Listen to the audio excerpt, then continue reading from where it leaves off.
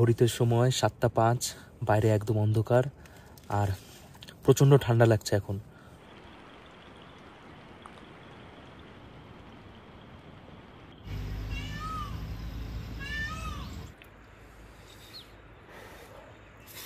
এই বর্ষায় দার্জিলিং অসাধারণ লাগছে।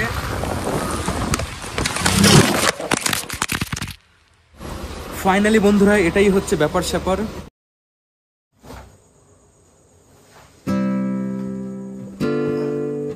সন্ধ্যা 6:20-তে রানাঘাট থেকে বাস আছে। সেই বাস ধরার জন্য আমার শহর পায়রাডাঙ্গা থেকে যেতে হবে রানাঘাট। প্রথমে ট্রেনে করে রানাঘাট, তারপর টোটো করে বাস বোর্ডিং পয়েন্ট।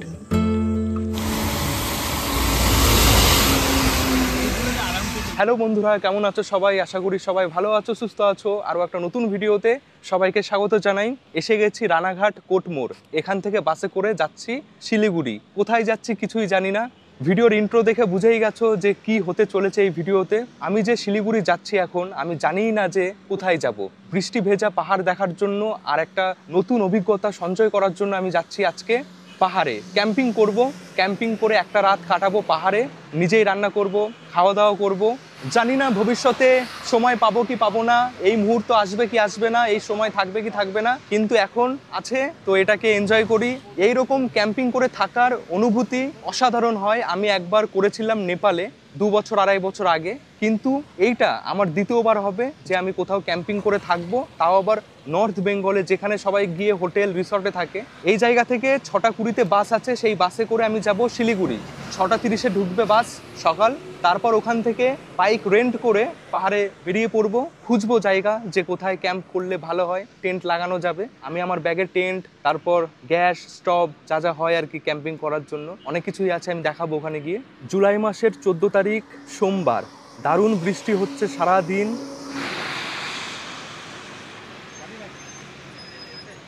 বন্ধুরা, ঘড়িতে সময় 10টা বাজতে আর 1 মিনিট বাকি।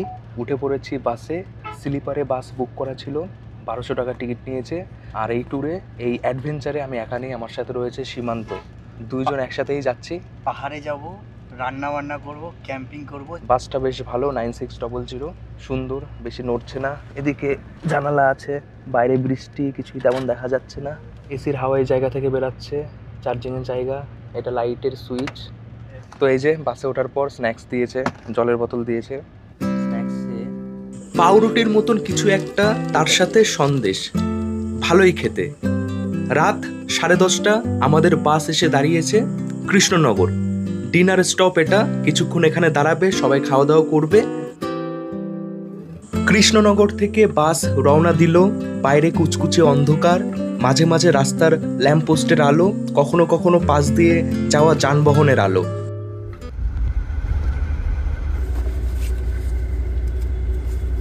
শিলিগুড়ি এসে গেছি। এখন সময় সকাল 7:46। এখন আমি যাচ্ছি বাইক ভাড়া করার জন্য, যেখানে বাইক ভাড়া পাওয়া যায়। বাইক वाले भैया হচ্ছে ডেফিনেটলি আপনি যেরকম দেখতে পাচ্ছেন, এটা হচ্ছে রেন্টাল এজেন্সি। 2 হুইলার গাড়ি, যে কোনো বাইক হোক, স্কুটি হোক, যে কোনো আপনি গাড়ি এখান থেকে রেন্ট করে পুরো পাহাড়ে ঘুরে আসতে পারবেন। আপনি ধরুন দার্জিলিং যাচ্ছেন, সিকিম যাচ্ছেন, নেপাল, ভুটান, যে কোনো নর্থ ইস্ট জায়গাতে যদি যাচ্ছেন, তাহলে এখান থেকে আপনি সব মনের মতন গাড়ি আপনি পেয়ে যাবেন। বার্গম্যান মডেল আছে, গ্রাজিয়া হবে আপনার, এন্টর্ক আছে, রেজেডার আছে, অ্যাক্সেস আছে, আপাচি 160, আপাচি 200, ক্লাসিক, রিবন, সিগনাল, থান্ডারবার্ডস, হান্টার আছে, মিটিওর আছে, হিমালয়ান হয়ে যাবে। আর তার ছাড়া আপনি পেয়ে যাবেন এক্সপলস, এখানে পেয়ে যাবেন জাভা, পেরক পেয়ে যাবেন। তো এগুলো সব কিছু যে বাইকই নেবে না কেন, বাইক বা স্কুটি চালিয়ে দেখতে পারবে যে সব ওকে আছে কিনা, তারপর নেবে। দুটো স্কুটি দেখছিলাম, একটা এন্টর্ক, একটা এই বার্গম্যান। এটাই চয়েস করলাম। এটার সামনে যে স্পেস, এটা অনেকটা বেশি, ব্যাগ রাখতে পারবো, তাছাড়া জলের বোতল আরো অনেক কিছু রাখা যায়। নেওয়ার সময় অবশ্যই সবকিছু দেখে নিতে হবে, কোথাও কোনো ফাটা আছে কিনা, ভাঙা আছে কিনা। যখন নেবে বাইক বা স্কুটি, ভিডিও করে নেবে। এবার জেনে নিই সবচেয়ে বড় প্রশ্ন, সেটা হচ্ছে বাইক নিতে হলে কি কি লাগবে। বলো দাদা। রাইট দাদা। তো বাইক যদি আপনি এখান থেকে রেন্ট করছেন, তাহলে ভেরি সিম্পল প্রসেস। আপনাকে শুধু একটা আইডি প্রুফ দিতে লাগে, যে কোনো একটা আইডি প্রুফ, আপনার আধার কার্ড, ভোটার কার্ড, যে কোনো একটা, আর তার সঙ্গে একটা ড্রাইভিং লাইসেন্স মানে ডিএল। তো এই দুটো যদি আপনার কাছে ডকুমেন্ট আছে, আপনি ডেফিনেটলি এখান থেকে রেন্ট করতে পারবেন। আর একটা সিকিউরিটি ডিপোজিট থাকে ছোট্ট, 2000 for scooty and 3000 for bikes. এটা ফুললি রিফান্ডেবল। আপনি যখন গাড়িটাকে ফেরত দিবেন, ওটা আপনাকে রিফান্ডেবল হয়ে যায়। আমার এই স্কুটির ভাড়া প্রতিদিন 700 টাকা। পেট্রোল আমাকেই ভরতে হবে, সেই জন্য এসে গেলাম পেট্রোল পাম্পে। 5.5 লিটারের ট্যাঙ্কি এই স্কুটির, আমি ফুল ট্যাঙ্কি করলাম 469 টাকা দিয়ে। নো টেনশন, কিছুটা পেট্রোল থাকে পেট্রোল পাম্প পর্যন্ত যাওয়ার জন্য। এসে গেলাম Siliguri city centre Decathlon. Camping করতে লাগবে এরকম কিছু দরকারি জিনিস এই জায়গা থেকে নিতে হবে। এখানে যত অ্যাডভেঞ্চারের জিনিস থাকে সব আছে। তো আমি এই একটা কুকিং সেট নিচ্ছি, যার মধ্যে একটা প্যান, খাওয়ার চামচ, বোল, এগুলো সব কিছু থাকবে। তো সত্যি এখানে আসলে মনে হয় সব কিছু নিয়ে নিই, কত সুন্দর সুন্দর সব জিনিস। এই যে বসার জায়গা দেখো, এটার দাম 4,500 টাকা। আর কিছু জিনিস নেওয়ার বাকি আছে, যেমন প্লাস্টিকের তাঁবু, যেটা এই বর্ষায় কাজে লাগতে পারে। রান্না করার জন্য বাড়ি থেকে কিছু জিনিস নিয়ে এসেছি। কেনার বাকি রয়েছে কাঁচা সবজি আর কিছু মশলা, এগুলো এখান থেকে আমি নিয়ে নিচ্ছি।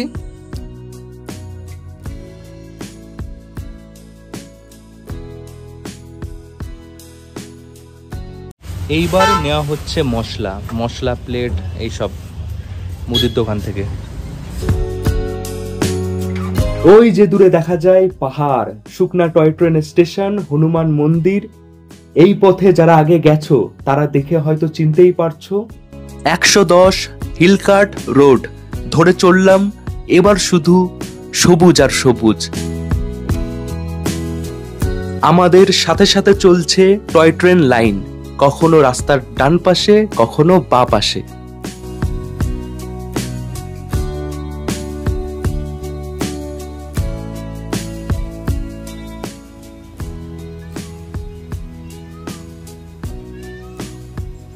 হঠাৎ সবুজ গাছের ডালে দেখতে পারি একটা সুন্দর ময়ূর।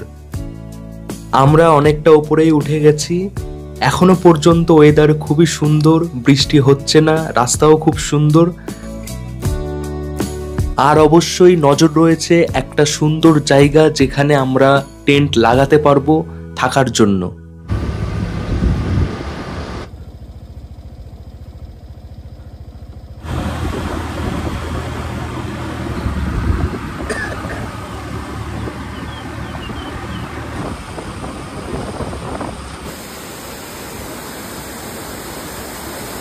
ঝর্ণা ঝর্ণা, এই সময় আসলে এরকম সুন্দর সুন্দর ওয়াটারফলস দেখা যাবে। এই দেখো কি সুন্দর এই ঝর্ণা, কি দারুণ লাগছে, অনেক জল।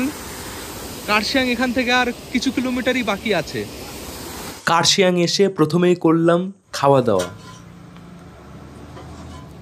বন্ধুরা, ঘড়িতে সময় 3:04, এসে গেছি কার্শিয়াং। প্রচন্ড ঠান্ডা এখন লাগছে, ওপরে ওয়েদার দেখতেই পাচ্ছ একদম মেঘলা মেঘলা।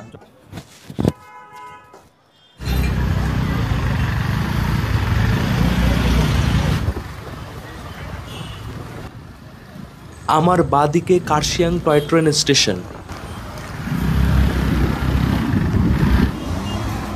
কার্শিয়াং শহর পার করতেই শুরু হলো বৃষ্টি। রেনকোট পরে আবারও চললাম। এই বর্ষায় দার্জিলিং অসাধারণ লাগছে। ভেজা রেল লাইন, ভেজা রাস্তা, এইভাবেই যাত্রা কমপ্লিট করতে হবে। সবসময় ফোন বেরো করা যাচ্ছে না বৃষ্টির জন্য।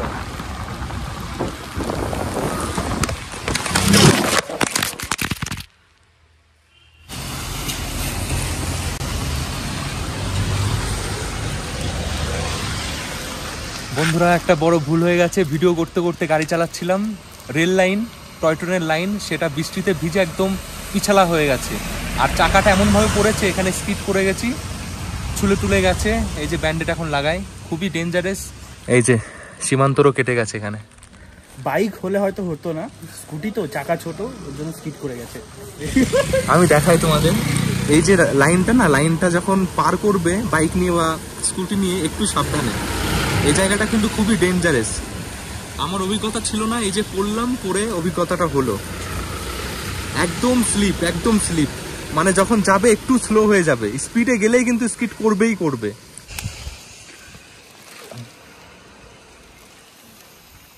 এটা এখন দেখলাম, ভাবছিলাম হয়তো হয়নি এখানে কিছু। বন্ধুরা, এটাই হয়তো জীবন, মাঝে মাঝে এভাবেই পড়ে যেতে হয়, কিন্তু আবারও উঠে দাঁড়াতে হয়, চলতে হয়।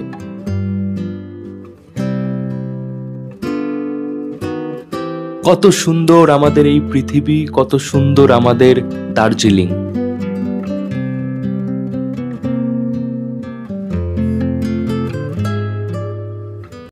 ফাইনালি বন্ধুরা, এটাই হচ্ছে ব্যাপার স্যাপার। ড্রেসিং করিয়েছি, ব্যান্ডেড সবকিছু লাগিয়েছি মলম টলম দিয়ে। ব্যথা করছিল, এখন একটু ঠিক আছে ওষুধ দেওয়ার পর। এখন আছি জোরপোখরি। রাত 8টা বাজে। বাইরে থাকার জায়গা না পেয়ে হোটেল বুক করেছি আজ রাত থাকার জন্য। কি অবস্থা! আবার বৃষ্টি নেমে গেল। আবার বৃষ্টিও নেমে গেল। জুতাইটা রাখে না। অনেক রাত হয়ে গেছে, এসছি এই হোমস্টে। খুবই সুন্দর।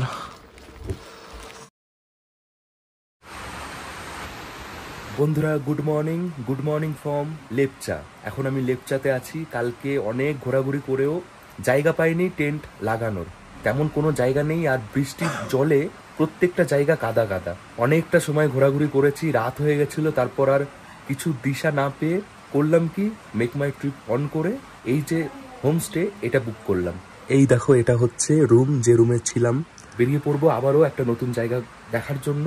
11টার সময় চেক আউট। আর এই জায়গা থেকে, এই রুম থেকে কি দারুণ ভিউ দেখো সামনে। মেঘলার জন্য তেমন একটা দেখা যাচ্ছে না। ব্যাপারটা হচ্ছে কি, কন্টিনিউ বৃষ্টি হচ্ছে, থামছেই না সকাল থেকে। না হলে আরো সকাল সকাল বেরিয়ে যেতাম। কালকে রাতের খাবার খাওয়া হয়নি, সকালে পেট ভরে খাবো।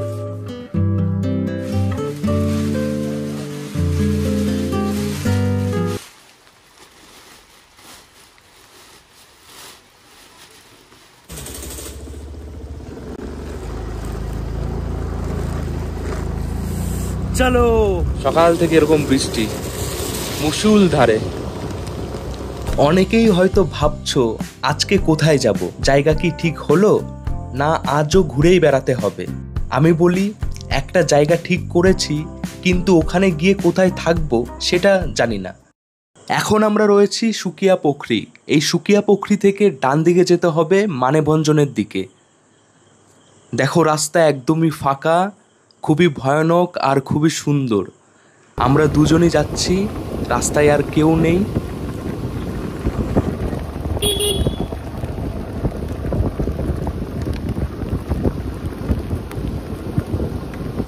মাঝে মাঝে দাঁড়িয়ে দেখতে হচ্ছে সঠিক পথে যাচ্ছে কিনা।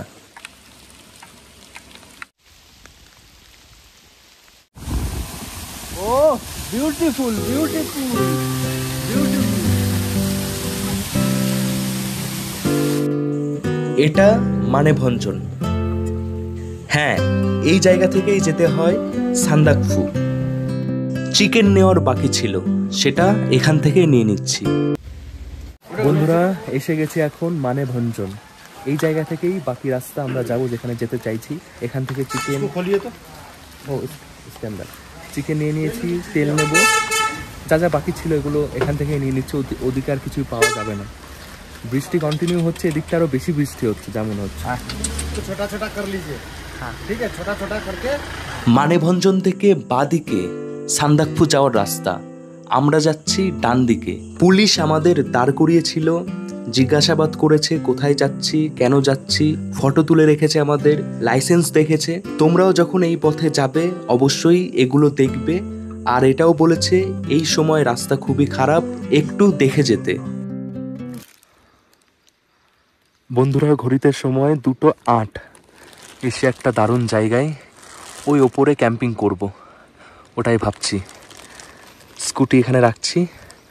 জায়গাটা অসাধারণ। মানেভঞ্জন থেকে ডান দিকে, বাঁ দিকের রাস্তা যায় সান্দাকফুর দিকে। চলো যাওয়া যাক। সব কিছু নিয়ে যা যা লাগবে ক্যাম্পিংয়ের জন্য সব কিছুই আমরা এখন এখান থেকে নিয়ে নেব। এই যে গ্রামের নাম কি আমি জানি না, পরে তোমাদের ম্যাপ অন করে দেখাচ্ছি। গ্রামটা খুবই সুন্দর, এখানে চাষবাস হয়। ওপরে গিয়ে কোন লোকেশানে টেন্ট লাগাচ্ছি দেখাবো। লোকাল মানুষেরা থাকে, একদম লোকাল বাড়িঘর, পাহাড়ি।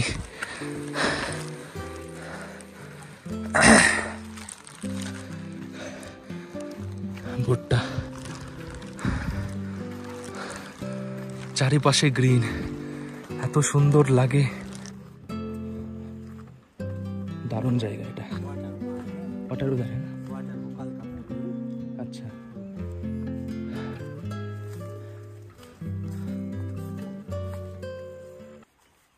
দেখো বন্ধুরা কি দারুণ এই জায়গা। পারমিশন পেয়েছি যে এখানে ক্যাম্প আমরা লাগাতে পারবো।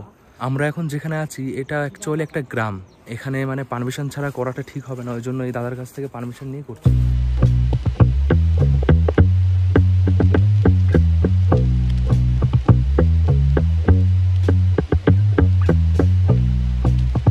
বন্ধুরা ফাইনালি কাল থেকে এদিক সেদিক ঘোরার পর ফাইনালি একটা দুর্দান্ত জায়গায় ক্যাম্পিং করতে পেরেছি। এই দাদা, যে দাদা এখানে রয়েছে, সেই দাদা যদি না পারমিশন দিত হয়তো পারতাম না। এই যে জায়গা, এই জায়গার নাম হচ্ছে গুরডুম, একটা গ্রাম। বর্ষার সময় তো এদিকে আসার কথা কেউ ভাবেই না, রাস্তার যা অবস্থা। তো অসাধারণ চারিপাশের দৃশ্য। বৃষ্টি কাল থেকেই হচ্ছে, যবে থেকে আমরা পাহাড়ে আছি বৃষ্টি হচ্ছে আর বৃষ্টি চলবে। ক্যাম্প থেকে বেরিয়ে সামনে এই দৃশ্য অসাধারণ। অনেক দিনের স্বপ্ন যেটা ভেবে রেখেছিলাম একদিন সত্যি করব, সেটা হলো। মানে এখানে আমরা এখন রান্না করব, এখানেই থাকবো। বৃষ্টির মধ্যে ব্যাপারটা একটু অন্যরকম হয়ে যায়, কারণ এই সময় পাহাড় সবাই অ্যাভয়েড করে, আর এই সময় আমরা এখানে এসেছি। মানে আজকে সারাদিন ঘুরে এইমাত্র ক্যাম্প।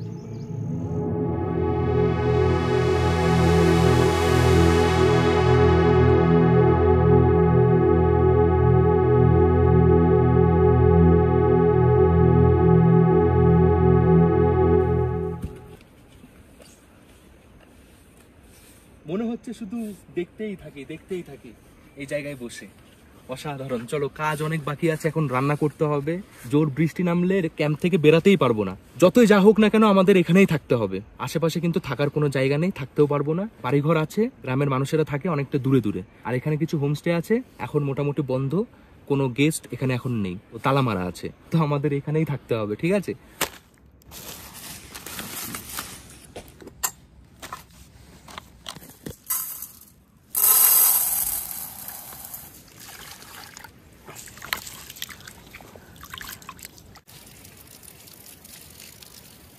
সবার আগে বসানো হবে ভাত, তার জন্য চাল ধুয়ে নিয়েছি। তার সাথে সাথে ভাত হতে হতে মশলাও করা হয়ে যাবে। তারপর বসাবো চিকেন কষা আর রাইস। আকাশের যা অবস্থা মনে হচ্ছে এখনই ঝাঁপিয়ে বৃষ্টি হবে। এটা হচ্ছে গ্যাস ওভেন, এটা অনলাইনে ওই 1800 টাকার মধ্যে পাওয়া যায়। তার সাথে নিতে হয় এটা গ্যাস সিলিন্ডার। এই সেট হয়ে গেল, এইভাবে লাগাতে হয়।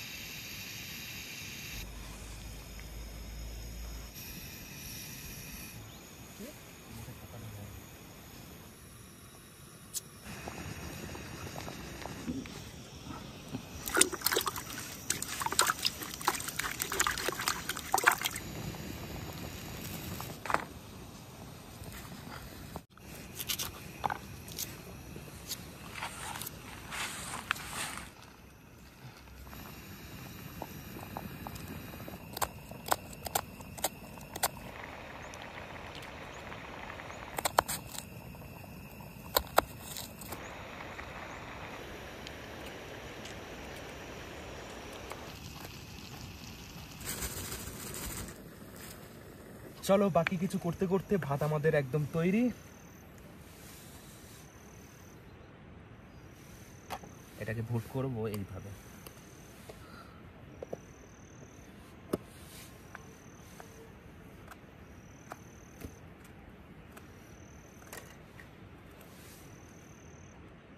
এটাই তো মজা। আকাশ কখনো পরিষ্কার হচ্ছে, কখনো মেঘলা হচ্ছে, এই দৃশ্য দেখছি আর রান্না করছি।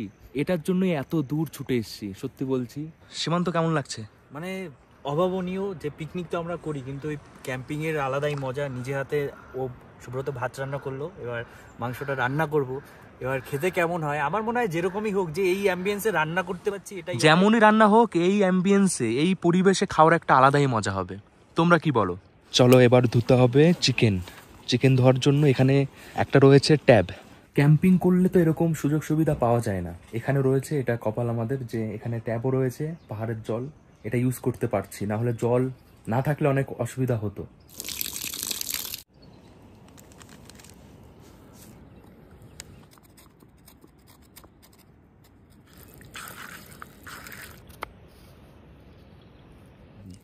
বুঝেছো বন্ধুরা, এখন আমি করছি সবচেয়ে মুশকিল কাজ রান্না করার সময়, রসুন ছাড়াচ্ছি। অনেক ধৈর্যের কাজ, সব কিছু করে ফেলা যায়, কিন্তু এটা সবাই ফাঁকি দেয়। যেমন সীমান্ত দিয়ে দিয়েছে, বলছে আমার নোখ নেই। এইগুলো আমি করলাম, ও শুধু ভাত রান্না করেছে, শুধু চাল ধুয়ে বসিয়ে দিয়েছে। কিন্তু ওটাই নিজে কর। খাবি সব কিছু কাটা হয়ে গেছে, এখন রসুনটা ছাড়িয়ে বসিয়ে দেব। আর সবচেয়ে ভালো এখানে যে দাদা, সে দাদা এই কড়াইটাও দিয়ে গেছে। অনেক কিন্তু মানে হেল্প করছে, এখানে রয়েছি, কাছাকাছি কোনো অসুবিধা হলে আসছে, দেখছে, বলছে। তো না হলে এই যদি কড়াই না দিত তাহলে এটার মধ্যেই করতে হতো, যেটার মধ্যে ভাত করলাম।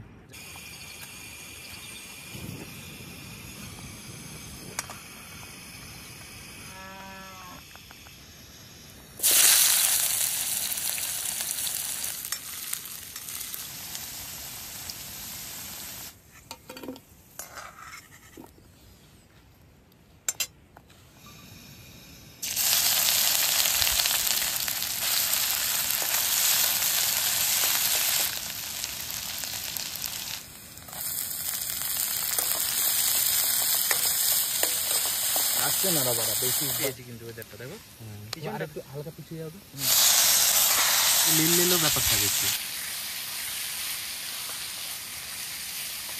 কি অসাধারণ জায়গায় বসে রান্না করছি।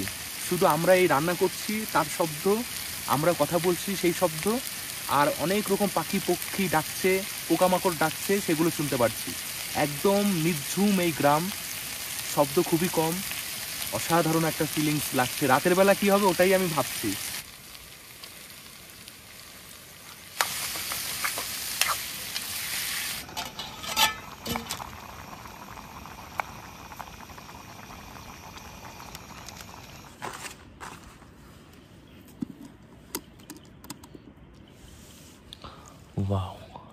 বন্ধুরা, ঘড়িতে সময় 6:16, এখনো আলো রয়েছে।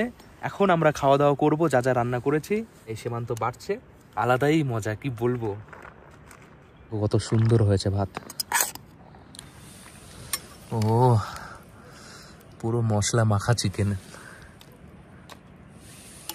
গ্রেভি। হা হা হা হা, এত কষ্টের পর এবার খাওয়া দাওয়া হবে। প্রচন্ড খিদে পেয়ে গেছে। আর সামনে দেখো কি দারুণ দৃশ্য। আহা, এক আলাদাই অনুভূতি। কি রান্না করেছি, দারুণ।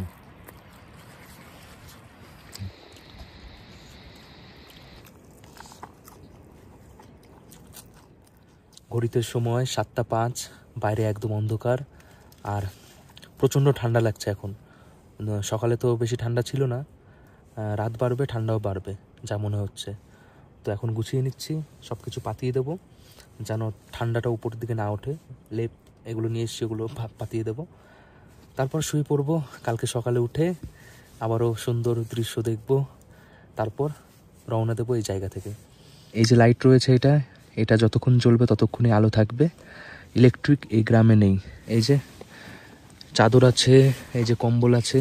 সীমান্ত ব্যাগে নিয়ে এসছে কিছু জিনিস, চলো গুছিয়ে নি চটপট করে সবকিছু। সীমান্ত, কেমন লাগছে এখন? দারুণ এক্সপিরিয়েন্স। বাইরে মারাত্মক ঠান্ডা, কোনো জায়গায় কারেন্ট নেই। দূর থেকে দেখলাম যে দার্জিলিংয়ে কারেন্ট রয়েছে। এটা তো গ্রাম, তো গ্রামের মজা এখানেই, যে কারেন্ট থাকবে না, ফোনে চার্জ থাকবে না, নেটওয়ার্ক থাকবে না, এটার আলাদা মজা। এখন টেম্পারেচার কত দেখি তো। টেম্পারেচার এখন কত আছে? 16 ডিগ্রি। দূরে ওই পাহাড়ে যে ঝিলমিল করছে, ওটা হচ্ছে দার্জিলিং শহর। রাতের বেলায় এই জায়গা থেকে এরকমই দেখায়।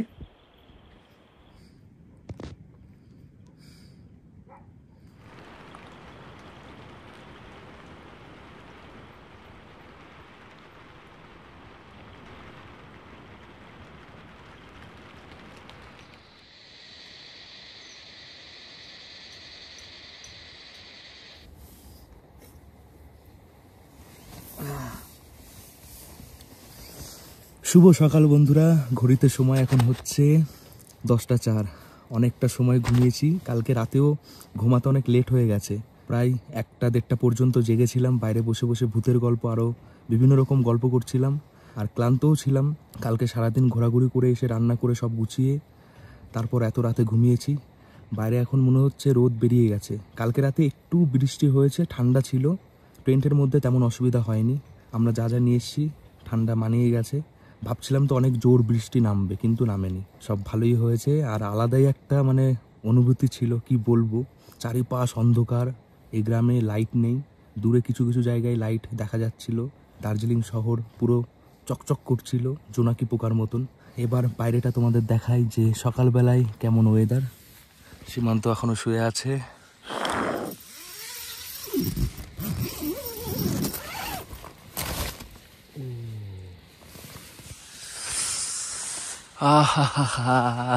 কি লাগছে। সবাইকে গুড মর্নিং।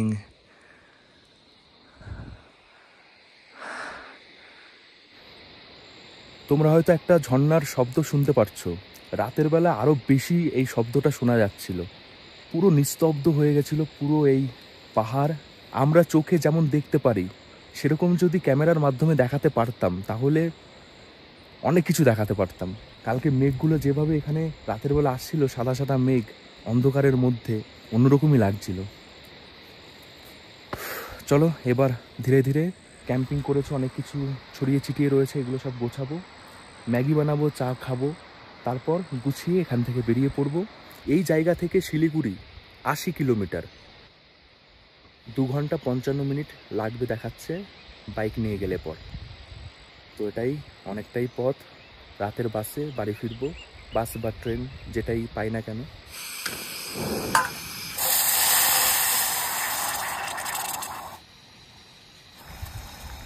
ঠান্ডা ঠান্ডা ওয়েদারে গরম গরম চা।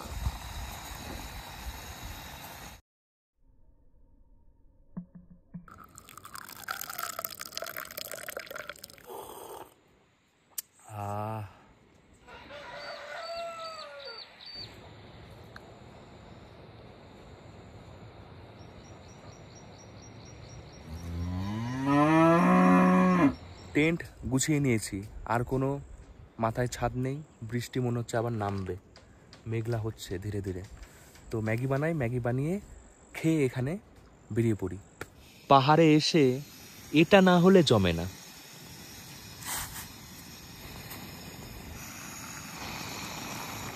একদম তৈরি, এখন এখানেই বসে পড়ি। এই দৃশ্য দেখতে দেখতে ম্যাগি।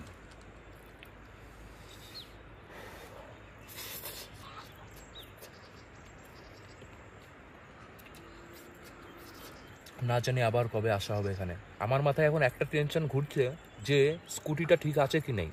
কালকে সে রেখে এসেছি স্কুটিটা, এখনো তো একবারও যায়নি নিচে। জায়গাটা আগে যেমন ছিল পরিষ্কার তেমনই আমরা করে দিয়েছি, কোনো নোংরা যেন না থাকে। সবসময় পরিবেশকে পরিষ্কার রাখাটাই আমাদের কর্তব্য হওয়া উচিত, যেটা আমরা করি না। আমাদের ভারতবাসীর এটাই একটা সবচেয়ে বড় প্রবলেম। অন্যান্য দেশে যখন যাই বা দেখি আমরা ভিডিওতে কত পরিষ্কার থাকে, কিন্তু আমরা অনেক নোংরা করি, এটা মানতে হবে। তো আমি চেষ্টা করছি, আমাদের সবারই অভ্যাস হয়ে গেছে কিছু খেলে ফেলে দিই, তো সেটাই আমাদের ধীরে ধীরে ঠিক করতে হবে প্রত্যেকটা মানুষের। তো সুন্দর জায়গা, একদম সুন্দরই করে দিয়েছি। ডাস্টবিন দাদা দিয়েছিল, ওর মধ্যে সব নোংরা রেখে দিয়েছি। চলো এবার বেরানো যাক। উপর থেকে নেমে গেছি, এবার দেখার যে আমাদের স্কুটিটা আছে কিনা। এই যে এখানেই সব গাড়ি ঘোড়া সব এখানেই দাঁড় করিয়ে রাখে, উপরে তো ওঠানো যায় না। তো বিশ্বাস আছে যে থাকবে। হ্যাঁ আছে আছে। টেনশন হচ্ছিল যে স্কুটিটা ঠিক থাকবে কিনা। ঠিক আছে। অনেকেরই মনেই হয়তো চলে যে এরকম কোনো গ্রামে এসে টেন্ট লাগিয়ে থাকবে, কিন্তু সাহস পাও না। আমি বলবো একবার এখানে চলে আসো, লোকাল মানুষের সাথে কথা বলো, দেখবে মনেই হবে না যে অন্য কোনো জায়গায় এসছো, অচেনা কোনো জায়গায় এসছো, ভালোই লাগবে। এরকম কিছু অফবিট গ্রামের মানুষেরা খুবই সরল সিধে হয়। তো খুবই অভিজ্ঞতা ভালো ছিল। সীমান্ত, তোমার কেমন লেগেছে? আমার এক দারুণ অভিজ্ঞতা। আমি ওই লোকদের সাথে, ওনাদের সাথে কথা বললাম। তো আজকের এই ভিডিও আমি এখানেই শেষ করছি। ভিডিওটা কেমন লেগেছে, একটু নতুনত্ব ছিল, কিভাবে ভিডিওটা করেছি কিছুই জানি না, এডিট করলেই বুঝতে পারবো। তো যাই হোক না কেন অবশ্যই জানাবে কেমন লেগেছে। দেখা হচ্ছে আবারও নতুন কোনো ভিডিওতে। সবাই ভালো থেকো, সুস্থ থেকো, সাবধানে থেকো। টাটা।